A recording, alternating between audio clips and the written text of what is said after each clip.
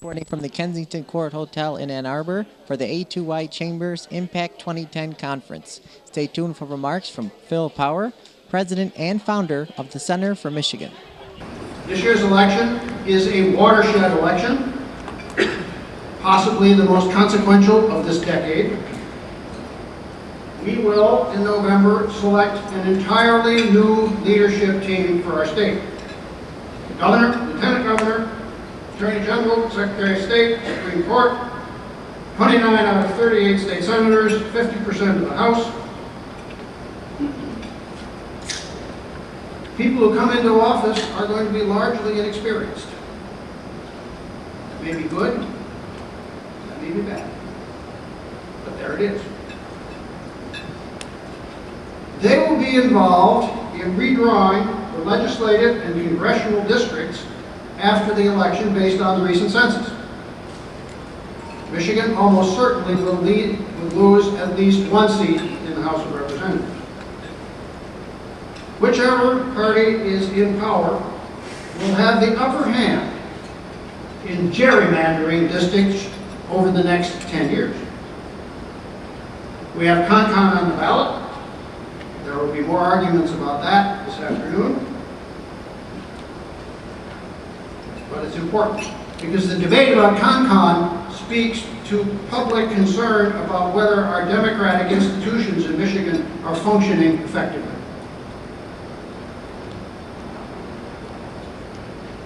We will also have on the ballot legislators who are running as members and as hopeful members of something called the bipartisan caucus.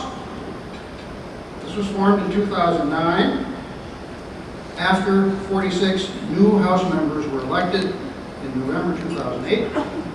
And a bunch of them got together and looked at data that said that 85% of Michigan residents wanted more bipartisanship and less bickering and wrangling and gridlock. And in February 2008, about 3 dozen newly elected state legislators got together and formed bipartisan caucus.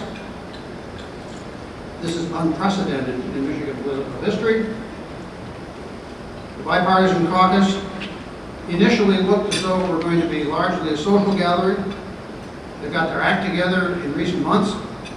They are now working on a measure that would require the legislature to submit and adopt a balanced budget by July 1st, not October 1st. And if the legislature doesn't meet that deadline, they would dock legislators 1 day's pay for every day they miss the deadline. If there are 50+ members of the bipartisan caucus in the House of Representatives next year, that is going to be a significant and different group of voters. They're going to have to look at the budget next year. They actually adopted a budget yesterday. I use the word budget carefully. I suppose that's what it is. Essentially, the budget that was adopted by the legislature consists of a large exercise in kicking the can down the road to the next people who are going to be in office. That's you, Mark. Because next year, there will not be $1.6 billion of stimulus money from the feds, and the shortfall, even not counting the federal stimulus money, is going to be of the order of $1 billion anyway, because the state faces a chronic structural deficit in the general fund, and nothing has been done about that whatsoever in terms of structural reforms of the organizations, working, and cost of government at the state level, at the local level, and in our schools. And lurking in the background, there is something called term limits. Michigan has a term limit requirement in the Constitution, excuse me, that is among the strictest in the country. Legislators may serve 3 terms in the House, that's 6 years, 2 terms in the Senate, that's 8 years. A friend of mine in Lansing calls Michigan's term limit operations mandatory inexperience. Now, I had 2 new knees put put in on December 1st. And I didn't want some guy to do it who just graduated from Michigan Medical School. I wanted somebody who actually knew what they were doing and could put them in and say, yeah, this is going to work. Governing a state is even more difficult than the carpentry involved in putting in new needs.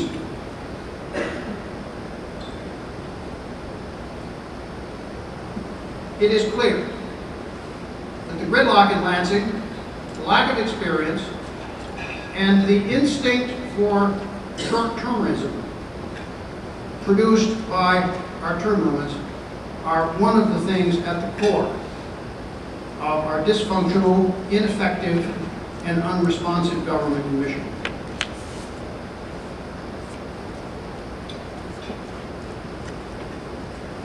I would not be surprised to see an effort next year to either repeal or amend term limits,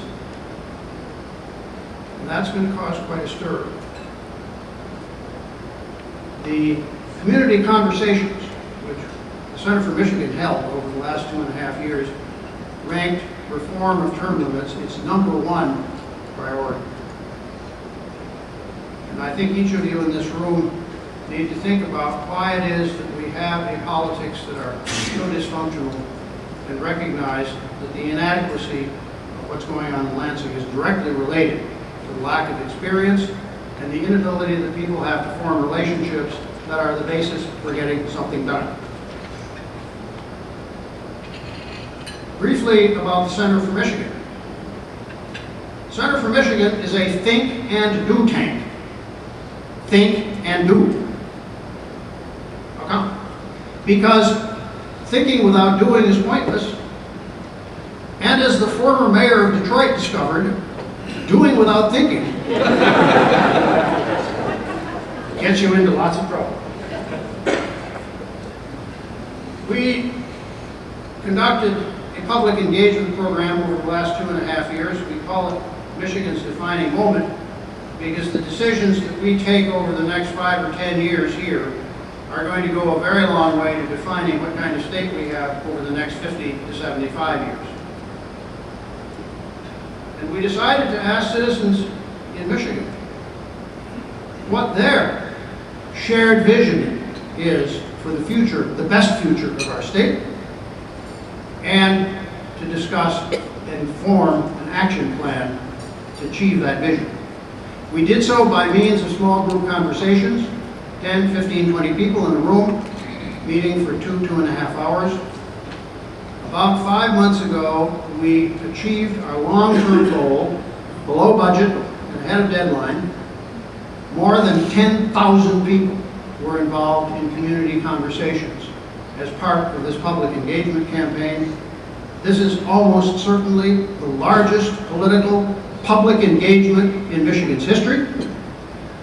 And the findings of that exercise are contained in this report, which is in your black bag. Take your black bag out, rummage around in it, and pull out the report. There's a lot of stuff there. And I may well refer to it. When I get through, there'll be a pop quiz.